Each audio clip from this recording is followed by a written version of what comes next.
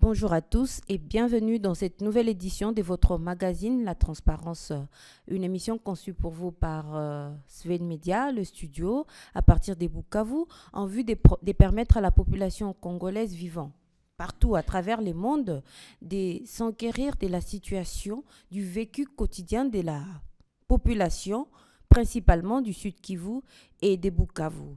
Alors aujourd'hui, pour cette édition, nous avons comme invité le député Justin Masaki. C'est un élu national de la ville de Bukavu. Honorable député, bonjour. Bonjour madame. Avec vous, nous allons parler de la situation de la ville de Bukavu qui est enclavée. Vous êtes sans ignorer que toutes les routes reliant à d'autres provinces, à d'autres villes ici à Bukavu sont bloquées. Les routes sont pratiquement impraticables. Et ce qui fait que les produits de première nécessité, les prix prennent de l'ascenseur. Par exemple, 1 kilo de haricots qui coûtait avant l'éruption du volcan 3 000 francs coûte désormais 5 000 francs, monsieur le député. Comment vous expliquez ça ?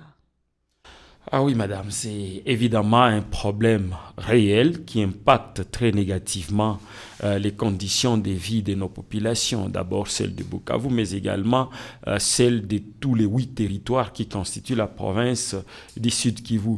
Madame, si nous en sommes arrivés là, c'est lié à de nombreuses années de mauvaise gouvernance de la province. Plusieurs gouverneurs se sont succédés dans cette province, et dont la plupart sont des fils de cette province, mais au lieu de faire le job, au lieu de faire d'accomplir leur mission, d'améliorer les conditions de vie de la population, ils se sont illustrés dans le pillage des ressources de cette province, dans le détournement des deniers publics.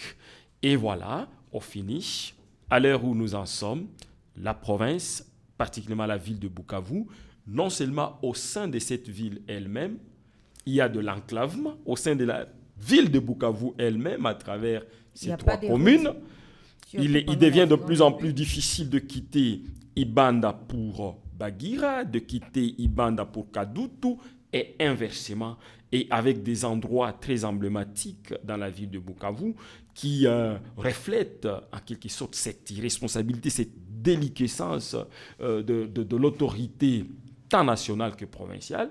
Vous n'avez qu'à voir la fameuse route nationale numéro 2 qui quitte Bukavu, qui passe par Chiriri, qui passe par Lwakabiri, Walungu, Shabunda, la fameuse route Bukavu-Kindu. Vous n'avez qu'à voir la route industrielle, c'est vraiment impraticable. La route Chimpunda, à l'endroit appelé communément Yesu Yesu, en raison des graves difficultés qu'éprouvent les véhicules et tous les autres engins pour passer par là. Vous n'avez qu'à voir la route des déviations Essence Maria Kacheleo. Bref, au sein même de la ville de Bukavu, il y a enclavement. Et si des mesures d'urgence, des travaux d'urgence ne sont pas entrepris, nous allons commencer à éprouver des difficultés à quitter un quartier vers un autre quartier. Ça, c'est le premier niveau de cet enclavement. Deuxième niveau de cet enclavement, Bukavu, chef-lieu de la province du Sud Kivu, est coupé pratiquement de ces 8 territoires. De ces 8 territoires qui constituent la province du Sud Kivu, avec comme conséquence, comme vous l'avez relevé, la montée des denrées alimentaires, dont certaines pourrissent dans nos milieux ruraux, dans nos territoires, puisque ces denrées ne peuvent pas être acheminées vers la ville de Bukavu par manque de routes, parce que les routes sont en état de délabrement avancé. L'autre conséquence, c'est que désormais, nous sommes dépendants alimentairement du petit pays frontalier, du petit pays voisin qu'est le Rwanda. Et donc, désormais, c'est le petit pays, le Rwanda, qui n'a même pas d'espace, qui nourrit Bukavu et peut-être même et les environs de Bukavu.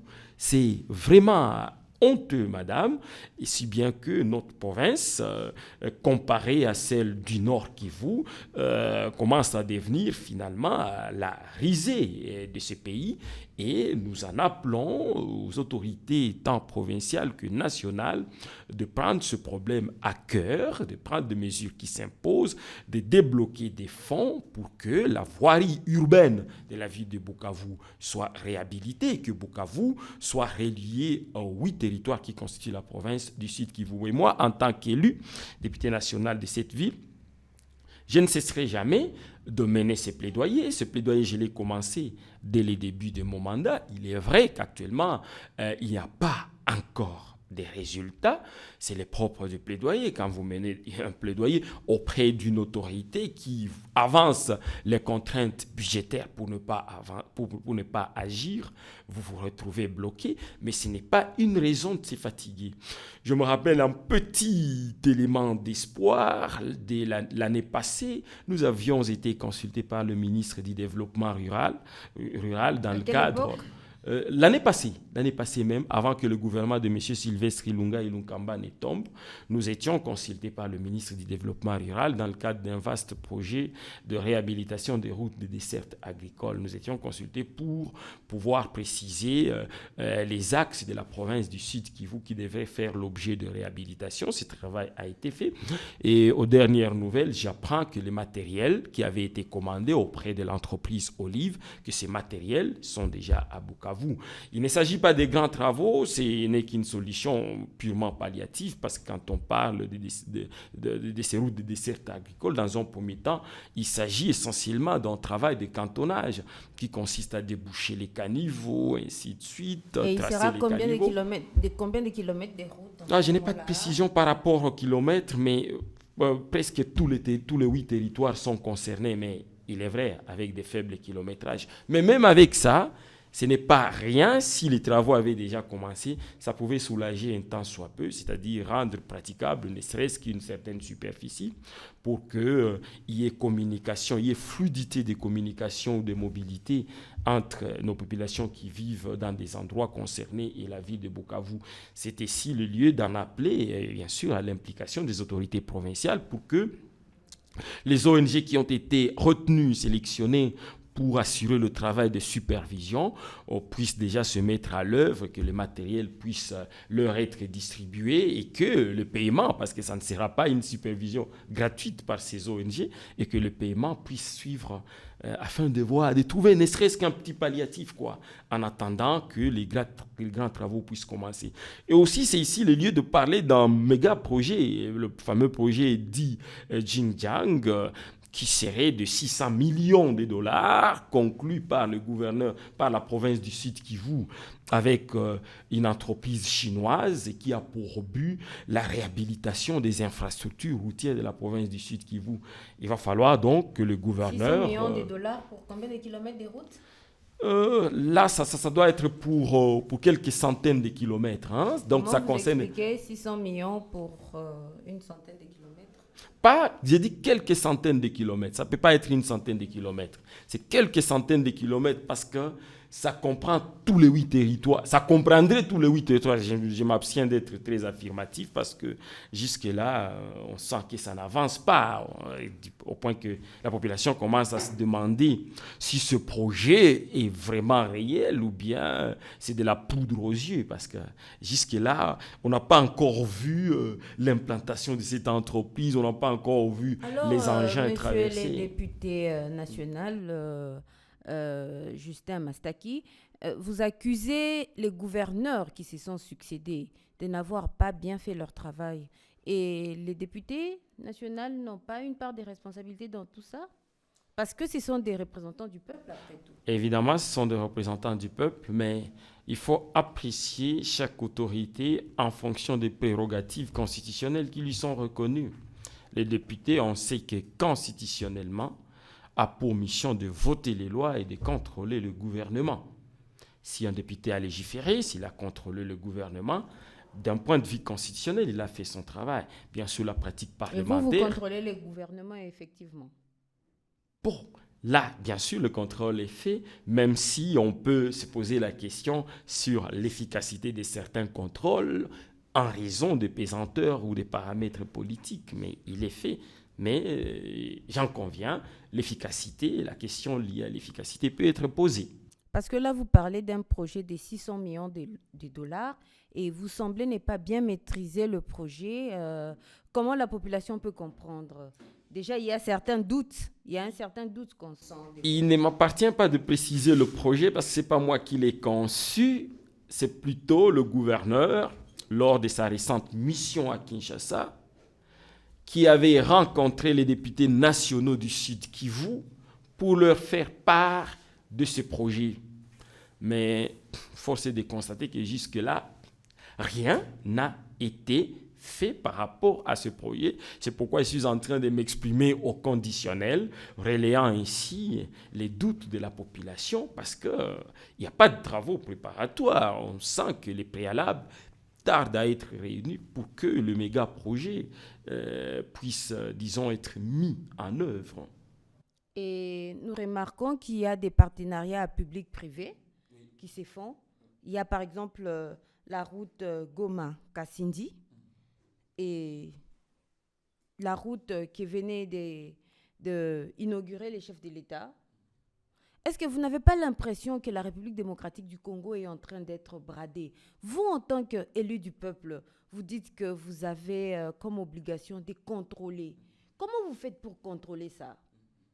Parce qu'ici aussi, il y a des partenariats publics-privés, bien que le gouverneur est suspendu, il faut encore vérifier. Mais comment vous contrôlez tout ça?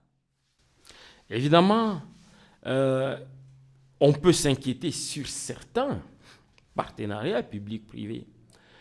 Mais d'autre part, ça peut se justifier. Le Congo, la RDC, n'est pas le seul État au monde qui recourt à ce genre de pratiques. Même des nations riches qui ont de très bonnes situations financières, les États-Unis en tête, recourent à ce genre de partenariat puisque ces partenariats reposent sur le postulat selon lequel l'État ne peut pas tout réaliser. L'État ne peut pas avoir de moyens à affecter à tous les secteurs, de moyens tirés du trésor. Mais ici, en République démocratique du Congo, par exemple, à Bukavu, nous avons comme l'impression que l'État ne peut rien réaliser. Qu'est-ce que l'État peut réaliser exactement? Qu'est-ce que l'État peut être à mesure? Est-ce que vous pouvez nous donner une estimation, une probabilité? Dites-nous par exemple que l'État peut réhabiliter tel tronçon des routes à 40% et que la suite, qu'est-ce que l'État peut réaliser? Bon, vous dites que vous avez l'impression que l'État ne peut rien, on a l'impression que l'État ne peut rien réaliser dans ce pays.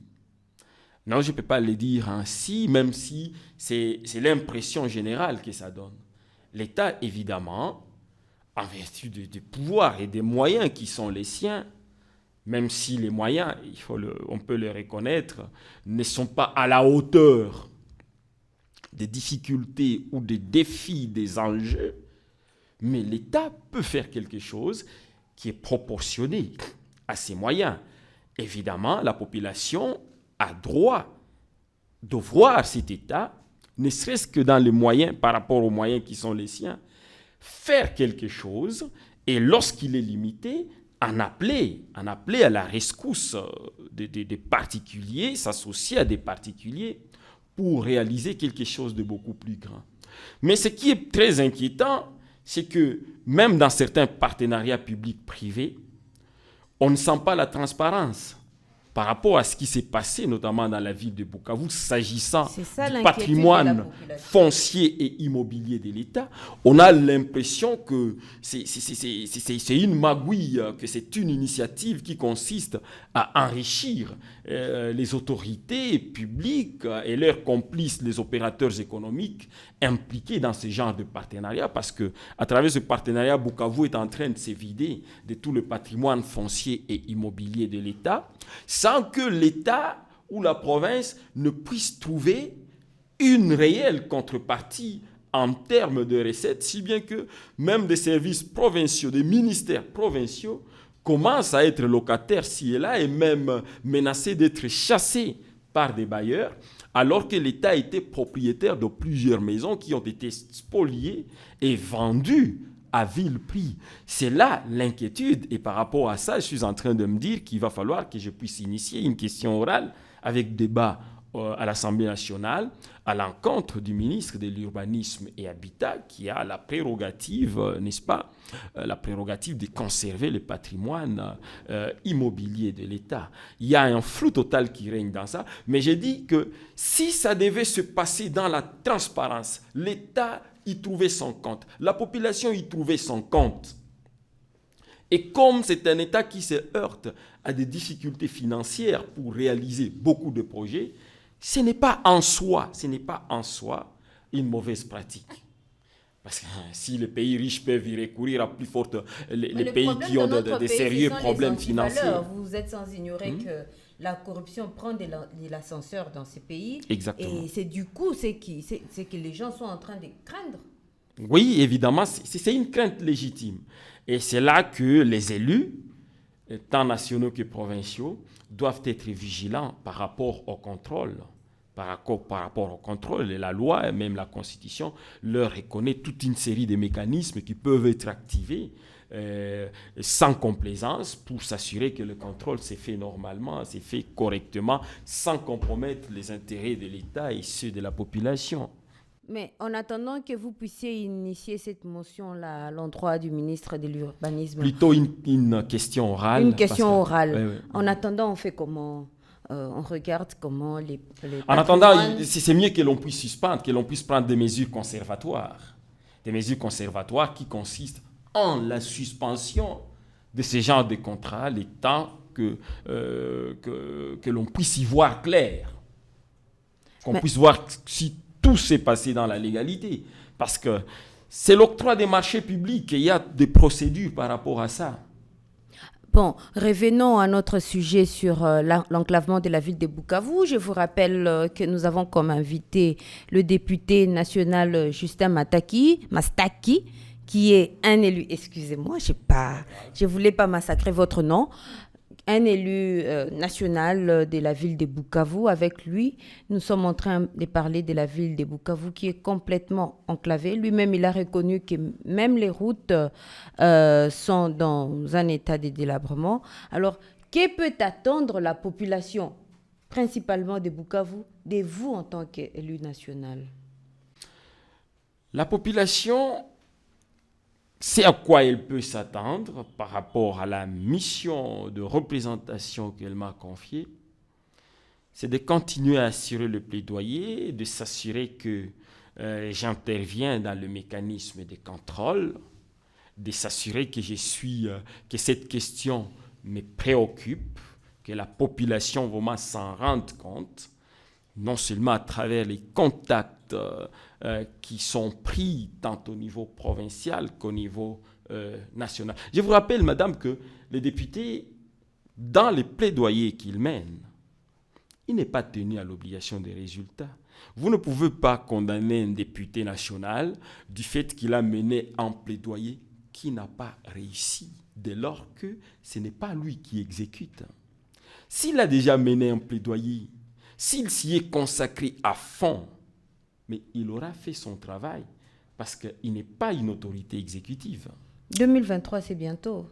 Bien entendu. C'est ça le message que vous allez apporter à vos élus, que vous avez fait les plaidoyers et que ça n'a pas marché. Madame, ça ne signifie pas que tous les plaidoyers ne réussissent pas. On mène certains plaidoyers qui réussissent et d'autres qui ne réussissent pas. Le tout premier plaidoyer que j'ai eu à mener, c'était le plaidoyer en faveur des élèves qui avaient terminé leurs études secondaires et qui n'accédaient pas à leur diplôme d'État. J'ai mené ce plaidoyer de main des maîtres au niveau du ministère de l'enseignement primaire et secondaire. Je suis venu ici avec des diplômes d'État, notamment de l'EPETIRIRI. Vos élus vous suivent? Bien sûr, ils suivent et ils peuvent attester de cela. Actuellement, je mène encore un autre plaidoyer, un grand plaidoyer sur les COPEC. Là, ça s'est heurté à des difficultés liées au renversement de majorité parlementaire à l'Assemblée nationale, au Sénat, et puis la chute du gouvernement, les démarches ont été bloquées. Mais là, nous étions déjà sur la bonne voie et ça va toujours être relancé. Là, le résultat n'est pas nul. Les résultats sont mitigés, mais ils ne sont pas nuls. Je dis merci de nous avoir suivis et à très bientôt. Judith Assina était à la présentation. Au revoir. No,